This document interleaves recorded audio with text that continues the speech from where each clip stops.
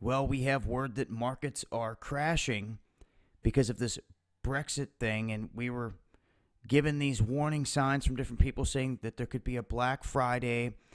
And really, it's a lot of their scare tactic, because anytime they want to tell you to do one thing or go in one direction, they're doing the opposite, and that's how they've made all their money. We've talked about this time and time again.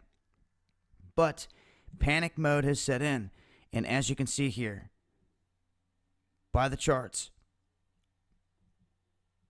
Dow down 800. I think gold sitting at the 1350, S&P, and of course the GBP here down in this situation. But I'm going to show you something here in a second that's rather interesting. The last 25 huge stock market crashes and how they have bounced back. And you're going to see that the long-term investment pays off. The only time that it didn't pay off within a 1-year return was two anomalies on the chart. One was with the Lehman Brothers. The other one was on 9/11. You can see this one has dropped dramatically, down 1,800 points, and they were watching the Japan markets this morning. You can see with the S&P, IKEA. You can see where all these have set since overnight in this whole vote for the UK to leave the EU. Now they have some updates here stating that Japan's 10-year yield falls to a record minus 0.215%. India, RIB, said to sell dollars to curb the drop. Now there's all types of different markets that are fluctuating here because of this, and this was to be expected. But what I want to point out is this. With these collapses, and this is rather interesting, the 25 biggest stock market crashes and their recoveries. And you can look at their shares on a return basis. And when you look at these numbers, you look at all these collapses that they've got listed here, or the dates connected with them, with the stock market. These massive losses. Only two dates, the Lehman Brothers date and 9/11, saw anything in the negative after a year. After that, everything pushed to the positive. And the returns, after 5 years, even greater than 100% on some of these instances, on the returns. So some of these individuals, knowing this, would participate in this, take the initial short loss. But in doing so, they're going to buy up all these other shares very cheap. And then when it bounces back and they all start to rise, guess who's sitting on all those shares that are now on the rise? And they're going to make all that money. And that's how they get very rich. They've done it time and time again. And the markets are rigged, guys.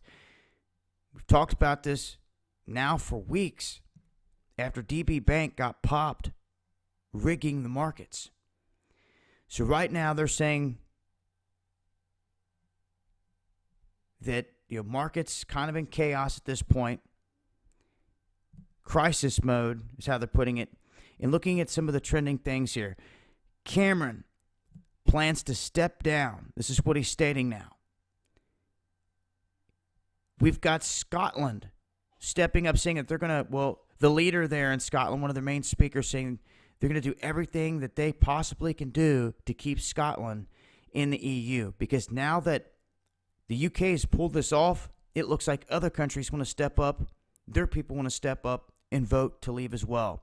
But some of the big things being talked about here now associated with this, besides the stocks, is that David Cameron is talking about stepping down, says he will.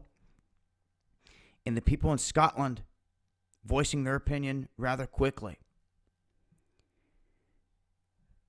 So these updates will continue to come in throughout the day. I'll continue to update as much as possible here on Twitter. You can see here Scotland highly likely to hold second independence vote. And we showed the rig voting the first time everything went down. A lot of people happy about this Brexit vote, them pulling out of the union, even though they were warned of all these dire consequences, as I just showed you. Every time there's been a big collapse like this, there's been recoveries. And the governor of the Bank of England, I think his last name's Carney, this was trending about an hour ago. He came out and said that it cost them somewhere around 180 billion to do this and to make this move away from the EU. But he states they set 220 billion aside just to prepare for this moment. So it looks like they had that end covered, and they knew full well what they were doing. And listen, you're talking about Britain. You're talking about the crown. There's things happening here that people need to pay attention to. And what is this doing? This is affecting world economies. If they break loose on their own, they're not going to be part of another system like the EU system when it collapses. And to get a whole new world order system in place, they want to build these blocks like they've been trying to do. Last thing they want to do is see certain countries leaving. But when you're talking about the crown, you have to kind of look at the other side of the coin here and see if there's something more to this than meets the eye. If there very well could be something coming pertaining to the EU, European Union, that they're not talking about, that they know is coming, that they don't want to affect them if they were in the union, so that's why they're getting out. And yet, no one's talking about it. My bet is that's exactly what's going on.